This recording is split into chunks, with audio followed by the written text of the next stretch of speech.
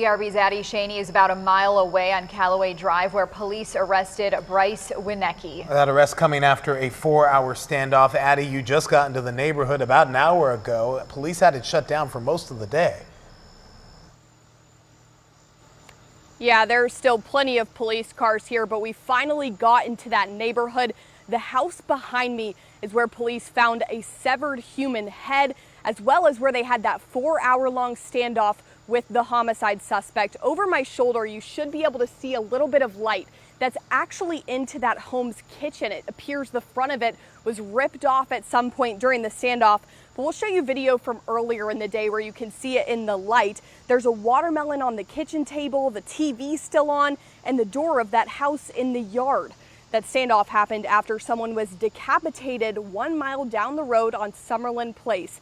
We now know the suspect in this crime is Bryce Winnecke. Police were called there at that house on Summerlin for a welfare check and found the headless body a little before 10 a.m.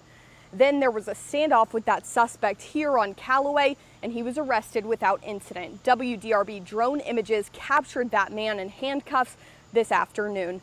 Now, while police say they found a headless body on Summerlin and a head on Callaway, they won't confirm that the suspect traveled with the head to the other home. Police say this was an isolated incident within a family and that it was not random. They won't say what the relationship between the victims is. Neighbors tell me that this was completely unexpected. This is a very quiet neighborhood that backs up to a golf course with just a couple of cul-de-sacs. Because this is not particularly not a crazy neighborhood other than what we see on the golf course. Other neighbors that say that the family that lives in this house is friendly and largely kept to themselves. They say they saw the boys here as they grew up. Neighbors tell me police said they had to stay in their homes from roughly 10 this morning until 3:30, missing seeing relatives in town or medical appointments. One neighbor was working at her kitchen table that faces the backyard through a window when she saw police with assault rifles in her backyard. Police did get a warrant to search through that home, and we did see them collecting evidence earlier today.